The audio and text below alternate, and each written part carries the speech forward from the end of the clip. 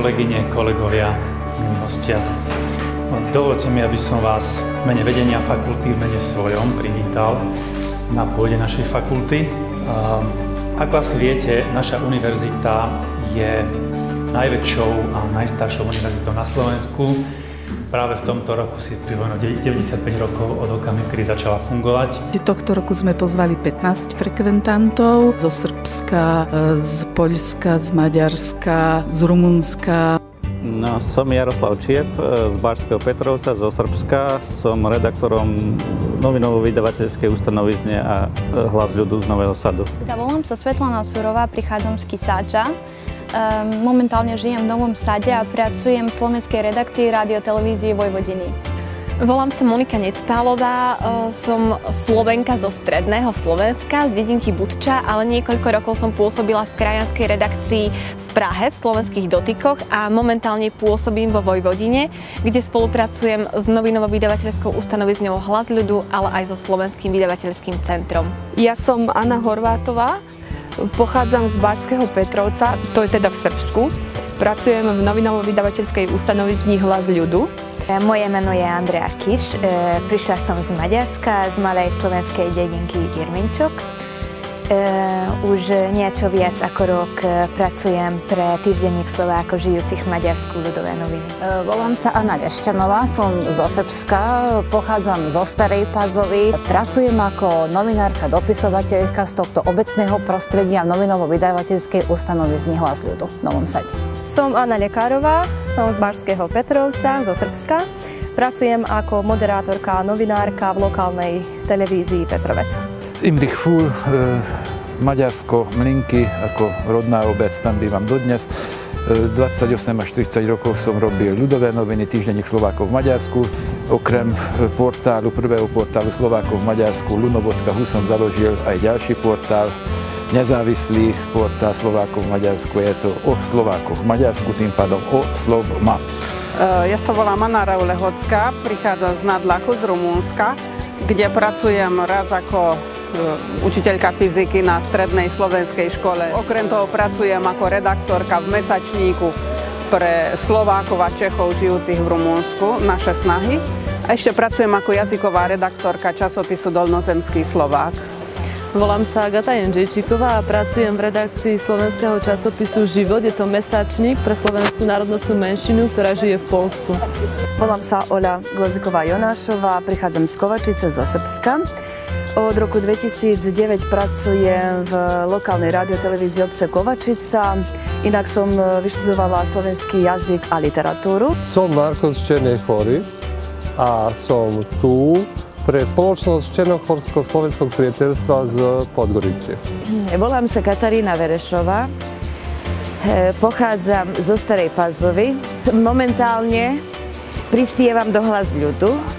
Marian Smondek, pochádzam zo Slovenska, ale bývam v Krakove a pracujem v krajanskom mesačníku Život. Som Anička Chalupová z Kovačice. Som novinárkou novinovo-vydavateľskej ustanovizne Hlas ľudu v Novom Sade.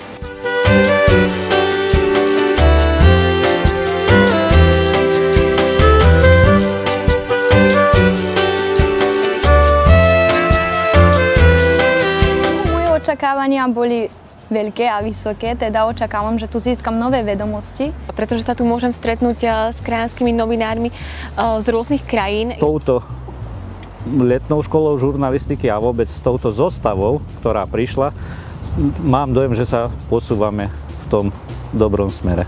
Tak už sme sa všeličo naučili. Keď mám otázky, spýtam sa, všetci sú veľmi ochotní. Považujem, že sa človek zdokonaluje, pokým je živý.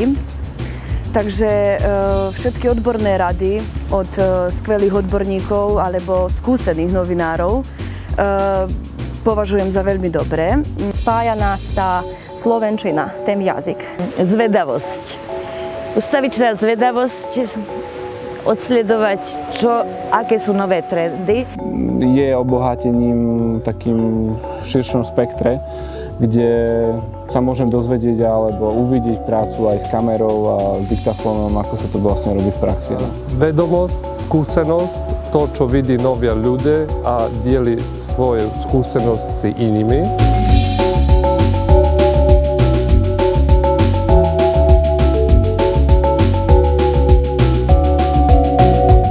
keď niekto spomenie Bratislavu, ja si v tej chvíli predstavím Bratislavský hrad.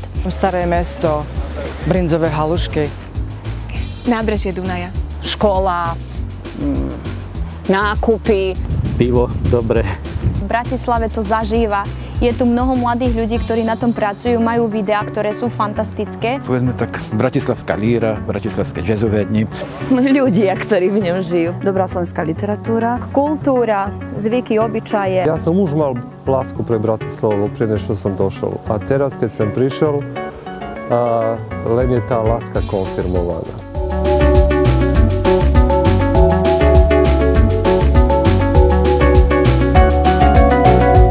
Pre krajanov je dôležité mať svoje médiá, aby sa tá slovenčina rozvíjala aj ďalej, teda aby sme nezabudli na to, čo sme, aj skade pochádzame. A to nie len preto, že udržujú slovenčinu, ale predovšetkým sú nositeľmi vzdelanosti. Pomáhajú udržiavať slovenskosť.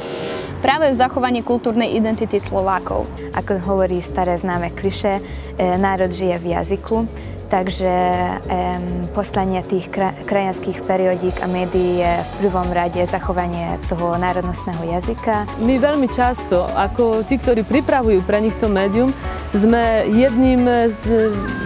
jediným občas aj takým prostredníctvom, ktorého oni sa dostanú do kontaktu aj s tou materinskou krajinou.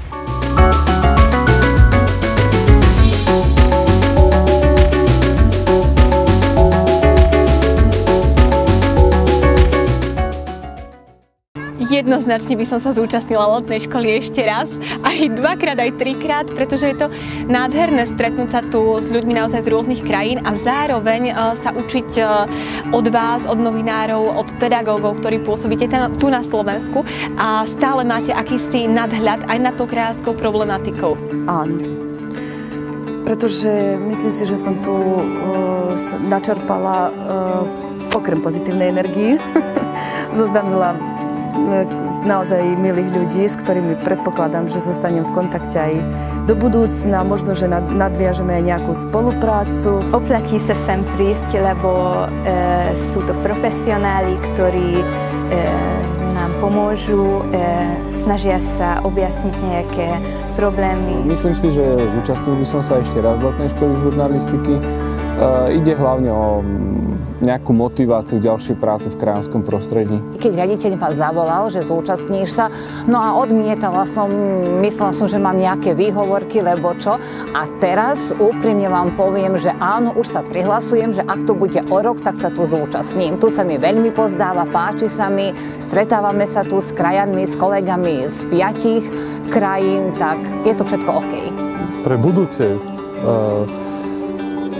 budete sa prihlásiť, pretože to bude, myslím, jedné od najlepších, najkrajších periód a časy v vašom životu, ako to bolo pre mňa.